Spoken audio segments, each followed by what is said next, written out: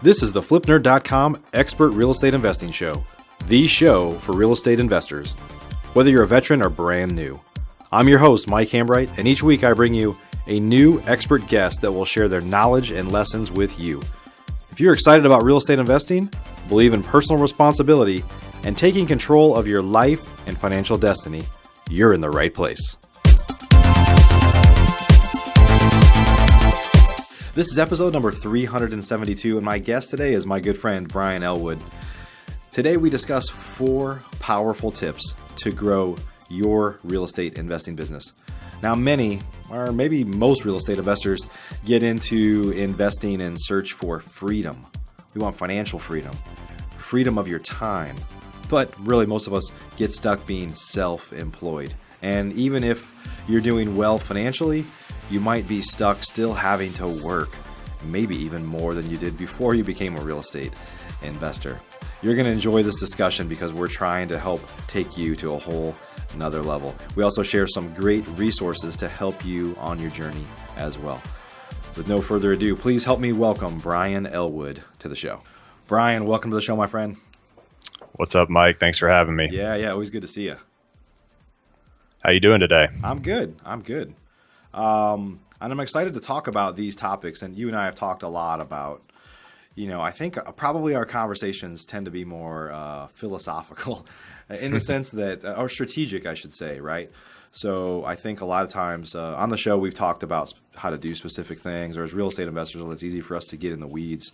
But once you've bought hundreds of houses and you start to talk to people like us and we're talking to each other, you kind of you start to think a lot more about strategy, right? Like how do I grow?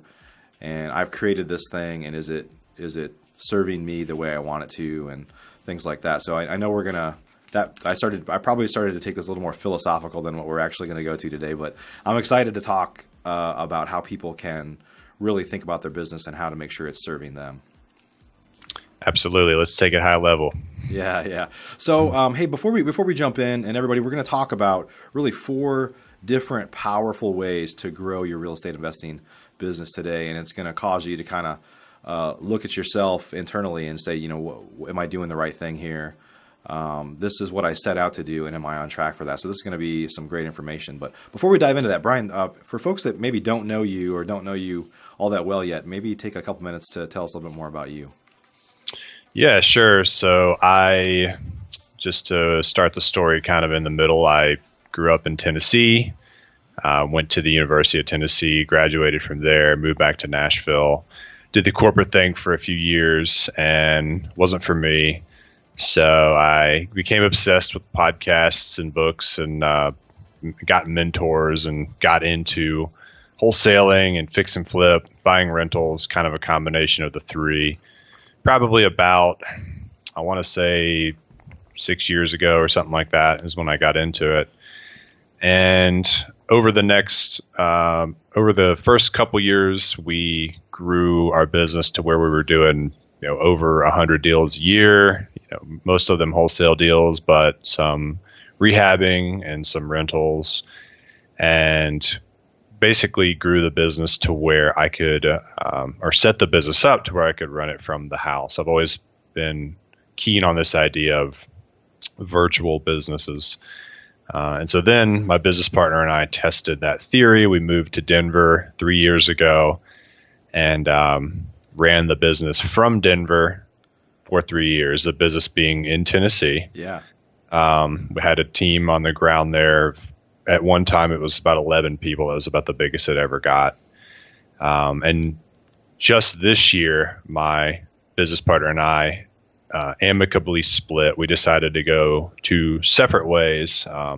He wants to go more into wholesaling, and I am really focused on education these days. It's always been my passion to teach and coach and help other people. I originally was going to be a college professor, but I realized I wouldn't really thrive in that environment.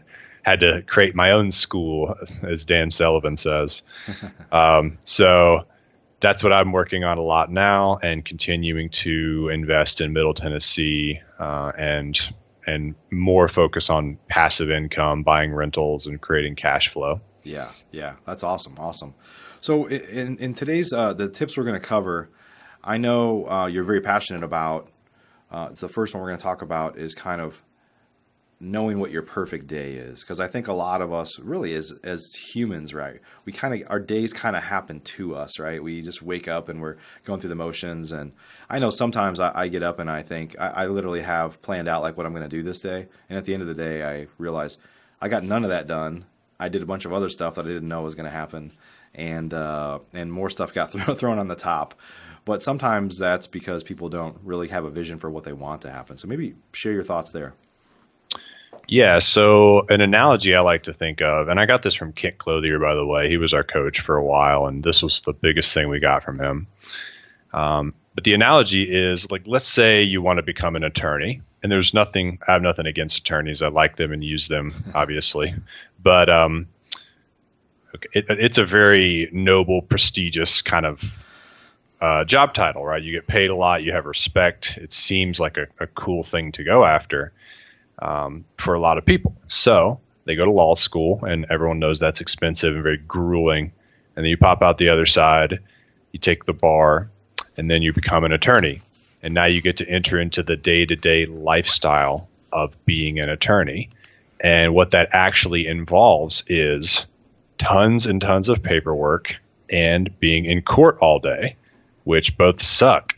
So the day-to-day life of an attorney is very different from the perception of an attorney that a lot of people have. Yeah. And so that's just an analogy to drive this point home, is that no matter what you're trying to build, in this case, we're talking about building real estate businesses, you always start with the end in mind. You say, what day-to-day lifestyle would I like to live? So the concept of the perfect day is essentially just thinking about your perfect day, just one day.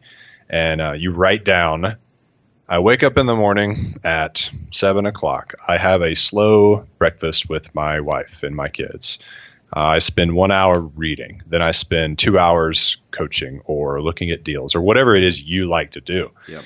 And then you have to think about what house you live in, how much it costs. So there's a lot of side benefits to this exercise because you can kind of learn what amount of money you need each year to live your perfect day, which is very important. And you'll find most people don't need more than 150 grand or something to live an amazing life where they have lots of free time, they have friends, and they can do fun things. You don't need those millions of dollars that people make you think you need when you look at rich people and you admire them.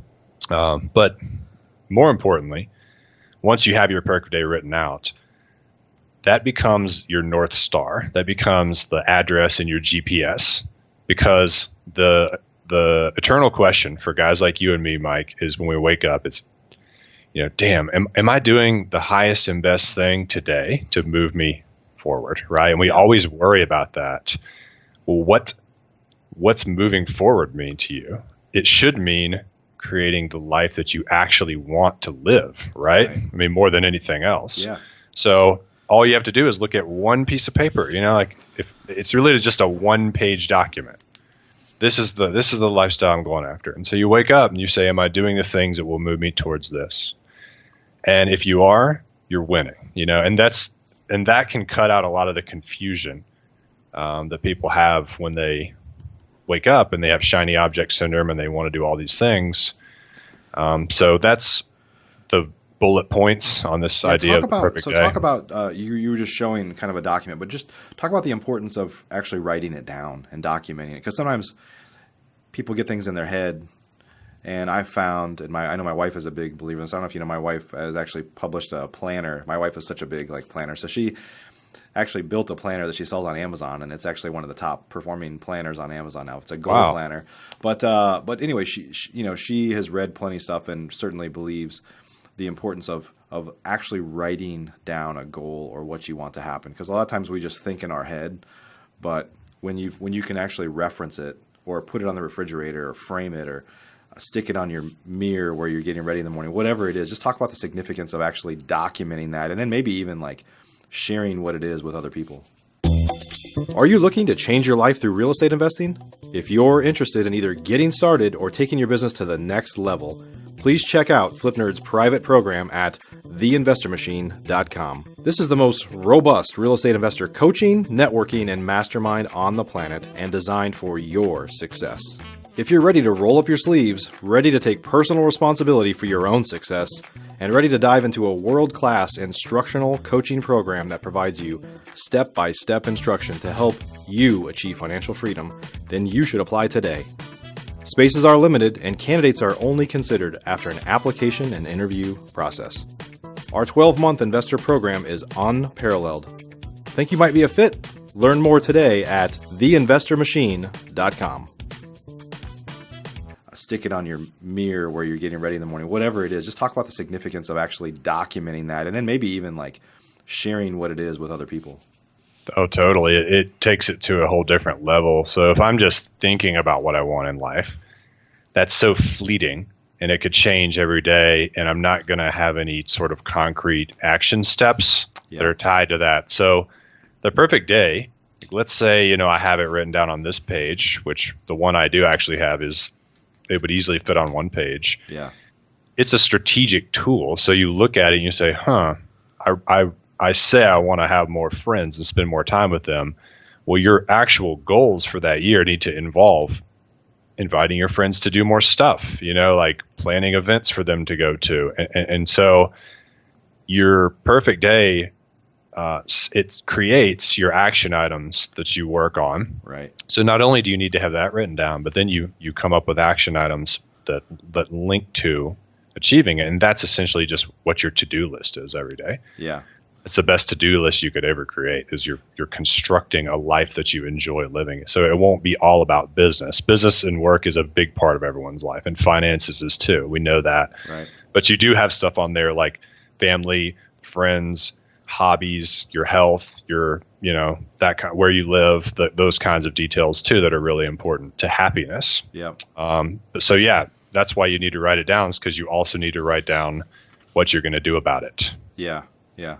Yeah. For me, this is great stuff, because for me, I think we all, we want this to be a destination for somebody, right? Like that you'll actually get there instead of a journey that I'm always kind of moving towards. But the reality is it can be a journey, I think, before it becomes a destination. Like you have to work to get there, right?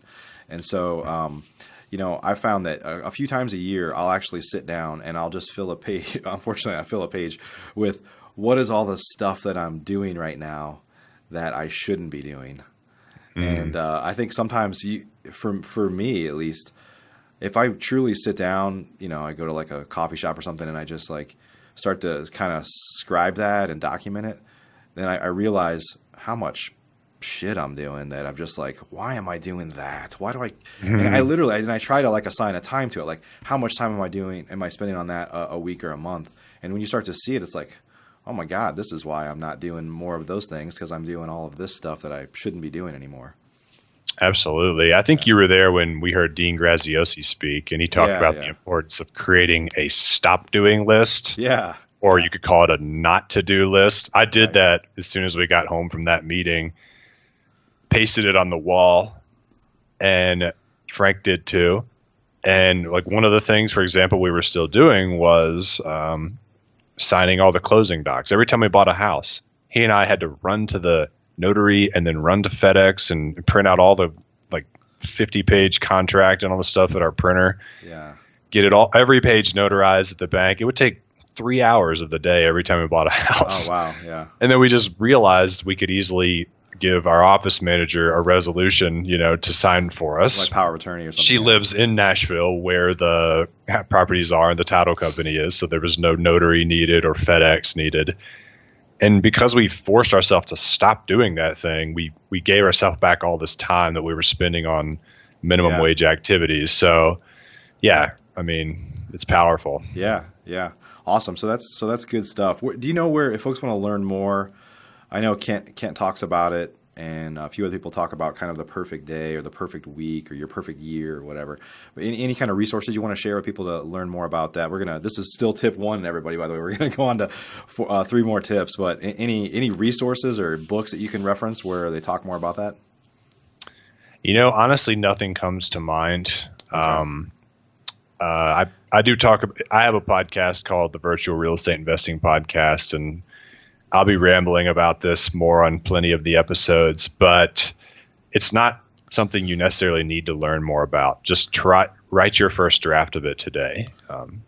Write out your day in detail, what you do on your perfect day. Yeah. And then ask yourself what you can do to live that day over and over again, like in the movie Groundhog Day, except he's living a life he hates. You want to do the opposite. Right. Right. Awesome. Well, let's move on to number 2. So I know we're going to talk a little bit about the book Rocket Fuel. And I think the first time I read it, I know the first time when you read it, we talked about this a little bit before the show about how it kind of opens your mind to realize that there's different types of people that you need to have in your company. And a lot of times is kind of solopreneurs or entrepreneurs. We're trying to be like all types of people, right? So kind of share your thoughts on tip number 2 here. Yeah, so you got to read the book Rocket Fuel by Gino Wickman. It will expand upon this concept, comprehensively. But the bottom line is that there's 2 types of people. There's visionaries and there's integrators. You and I are both visionaries. Most of the people that start businesses are visionary types, right? They have the ideas. If you are known for having tons of ideas, but you change your mind every 3 to 6 months and you have shiny object syndrome and you don't really like details, you're a visionary, right? You need to embrace that. But you also need to realize that there's a lot of weaknesses that come along with being a visionary too. You're not very good at hiring and managing people. You're not good at the details. You're not good at sticking with things and seeing things to the finish line. Yeah. And so that's where what they call an integrator comes down. And this is a bit of a rare personality. And for guys like you and me, Mike, we don't even realize that these people exist. Like for me, like you and I, it's the quiet guy that's been standing in the corner. Like, yeah, if I told you, Mike, there's guys out there that love spreadsheets and checklists and systems, and they love to manage people and follow systems and the documentation that was created and have quarterly performance reviews and look at KPIs and look at profit and loss statements. And, in the book, they keep using the analogy, the integrator makes sure the trains run on time. That's essentially what they do. They run the business. And it's a very, very powerful role when it's correctly implemented in your company. Yep. But us as visionaries, we give ourselves too much credit. We think our ideas are gold. But the truth is ideas are worthless unless they are implemented. Right. Mark Cuban even said ideas are worthless. The hard part's doing the work, For basically. Sure, yeah. You and I could come up with 100 business ideas in the next hour if we had to, if we're just shooting them out. And those are all worthless unless someone actually does the work to make them a reality. And that's what the integrator does. It helps the visionary make his or her vision a reality. Yep. And so, that's one of the biggest downfalls people getting into real estate or anything else is, they don't have someone to run the business, because most of you guys listening are probably also visionaries. You need to partner with somebody who will build out systems, will hire and manage your employees, hold them accountable to their results, just checklist everything out, look at all the details to make your business run well. And we have never formally had this person in our real estate business, but we have a rock star integrator that we just didn't know what he was or how to use him correctly. He was kind of doing the job. And when we would let him manage someone, they would get way better results than we were ever getting trying to manage that person. Yeah. So now in my education business, I pulled that guy over. I was like, you're working for me, as my integrator in this business. And I can say something to him like, hey man, we need a podcast. I just want to push record and say something and push stop. And then boom, it's on iTunes with my picture and cool descriptions. And it's posted on Facebook and Instagram and everywhere else. And all I had to do was just be the visionary and dream up the idea for the podcast. That's where my value comes in, and the actual recording, and then the rest gets done. That's the power of having someone on your team to do this for you. Yeah, and it's important too. I want to say this because I work with my wife, and I think a lot of real estate investors, especially early on, work with a spouse. And so I think in my business, my wife has really I told you this has kind of played the role of our integrator, but she doesn't necessarily like it. She's good at it. She's detail oriented, but she doesn't. She wants to use more of her creativity and do things too, and she has other business interests and she has lots of hobbies and stuff. But I think it's important if you're working with your spouse or your best friend as a partner or whatever, it's really important that you understand each other's strengths and weaknesses, whether you're a visionary or an integrator, right? Because you don't want to have this is a common thing. If you're working with somebody that's like you're probably both visionaries.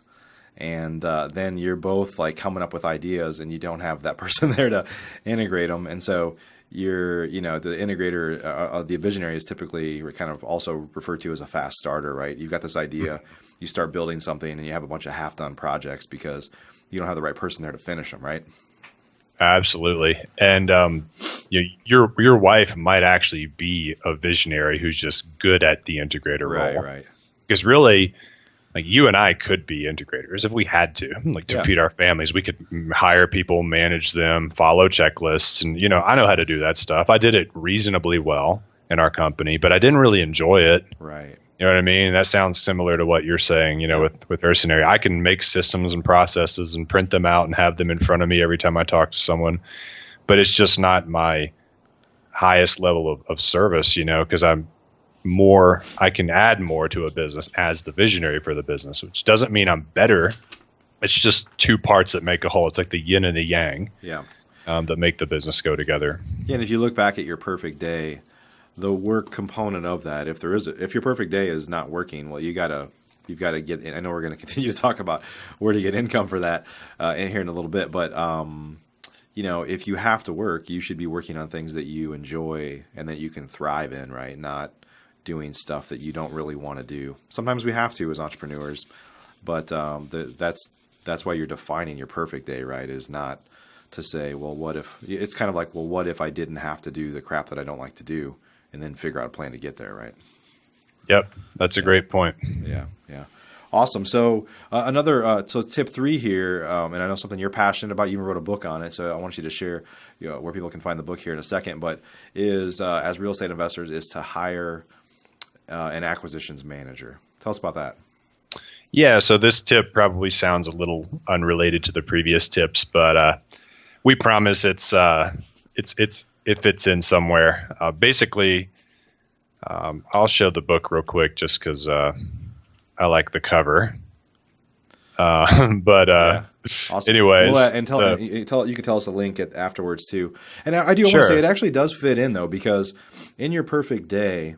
And this is going to sound, this could sound bad that you're saying, well, I'm going to give somebody the crap that I don't want to do all day long. But in your perfect day, it probably doesn't say, I'm going to drive all over town all day long and meet with people and try to buy their house. I like to buy. I'm a good acquisitions person, but my perfect day doesn't include me driving all around town all day long doing anything, right? So I think it fits.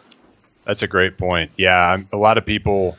I remember when I first got into investing, we sent out our first direct mail campaign. I got 70 phone calls, within 3 days when all the postcards hit, and I didn't call anybody back. It's like I hate talking on the phone. I was terrified by it. I got over it eventually and did it for a couple years before we hired our acquisition manager. But most of the people listening probably don't get excited about the idea of being on the phone, making offers, analyzing leads, going on appointments, writing contracts, following up, all the things that all the gurus are teaching you have to do to get deals. And they're right. You do have to do those things. I mean, it's just about doing those things consistently. Right.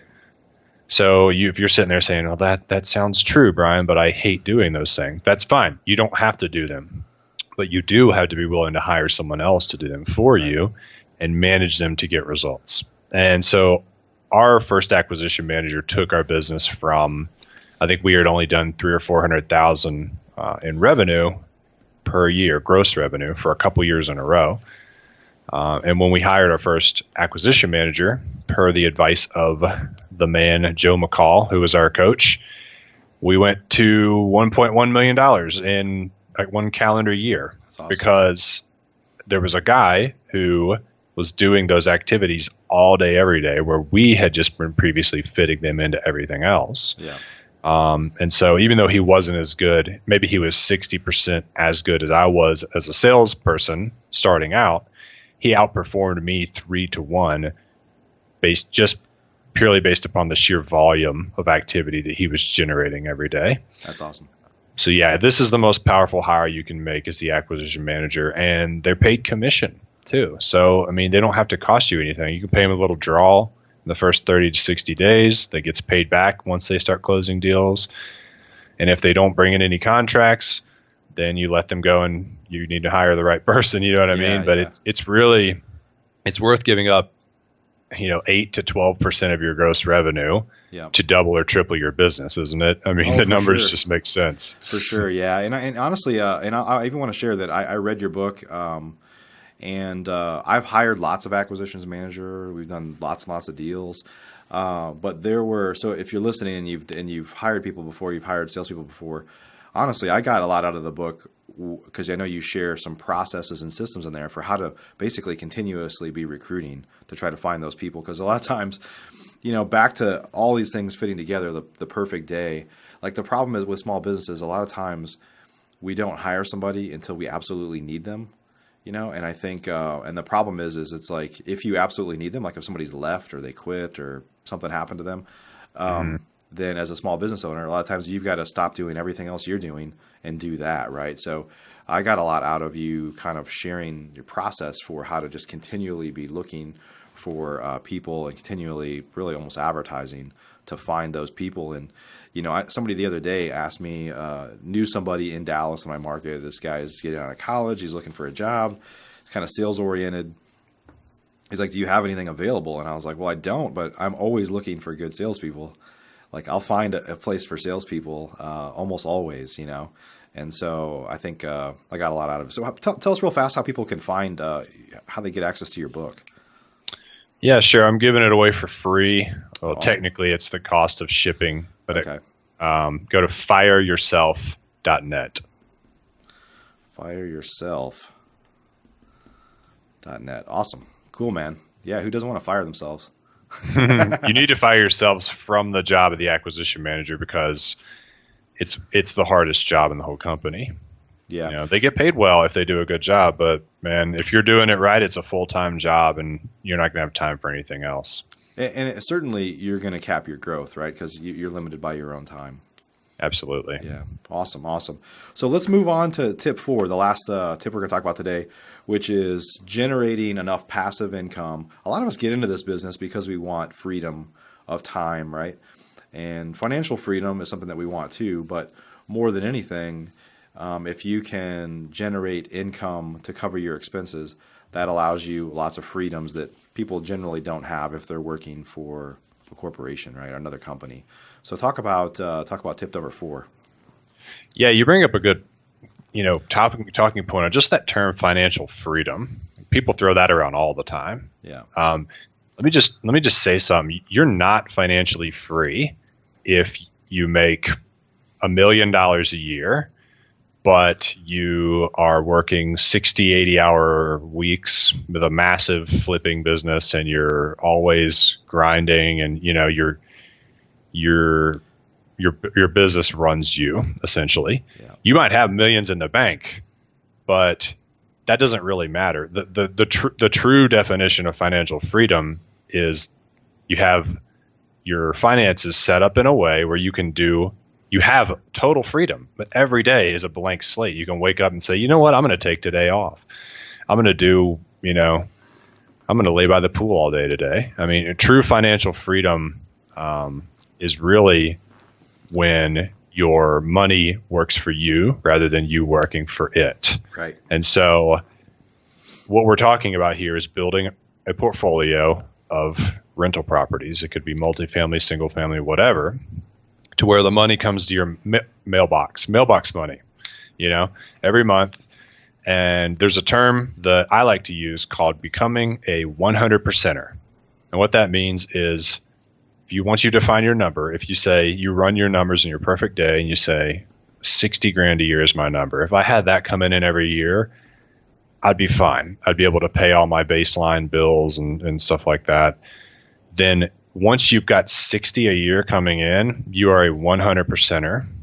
You're essentially retired. You don't have to do anything you don't want to do anymore. Your work can be 100% based upon things you're passionate about. And like we were talking about before the show, it allows you to take a lot more risk when you're, like, what's your rock bottom? If your rock bottom is 60 grand a year, that's not so bad. You're not going to be kicked out on the streets, right? So with each property you buy, if you get the average of $300 a month in net rent, net after paying mortgage, et cetera, which is kind of industry average, that's $3,600 a year per unit that you take down. Yeah.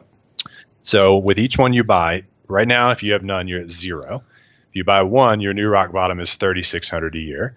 If you buy two, it's $7,200 a year. If you buy three, it's or 10,000 something. You know what I'm saying? Yep. Like, and so the point is to just slowly raise your safety net to where you have a higher and higher rock bottom. And once it is at your living expenses, then you're done. You know what I mean? Like, you're done worrying about money. You can choose to worry about it after that. Everyone does. You know what I mean?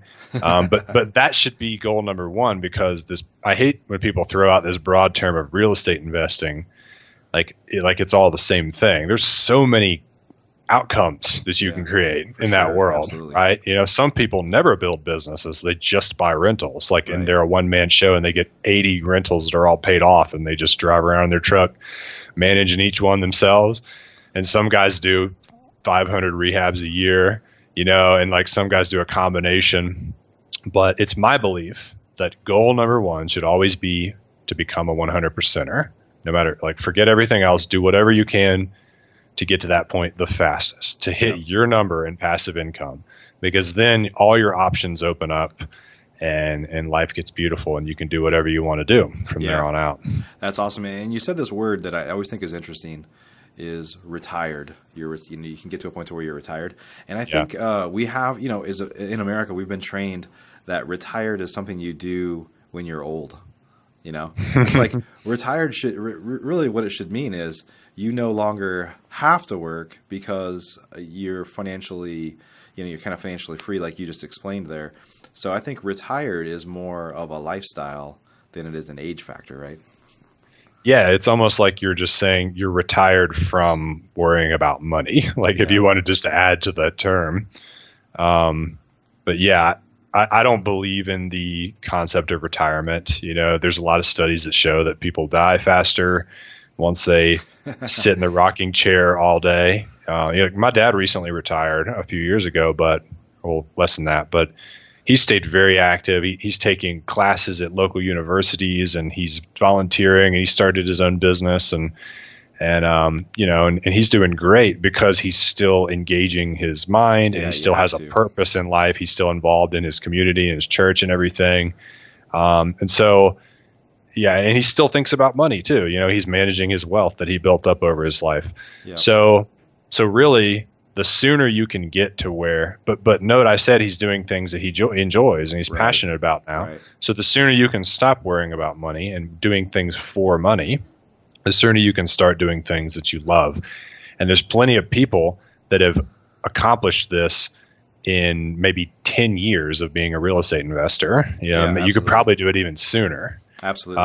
And then so you don't have the whole myth of saving up this big nest egg that when you're 65 you retire. That's not the only way to do it. And in our belief, it's not the most efficient way. It's not nearly as fast as building up passive income. Matt Theriault talks about this all the time. He's like, forget saving up a big pile of cash, create a stream of cash, and let that become your pile. And I just love that, that different way of thinking about it. Absolutely. Absolutely. Awesome.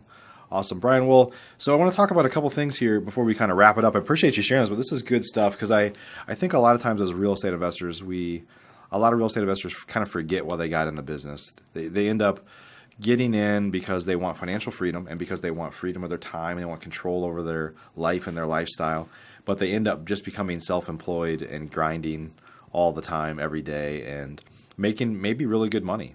But like you said, if they want to go on a vacation or they want to do something, their income stops because it can't run without them, right? Mm-hmm. Yeah.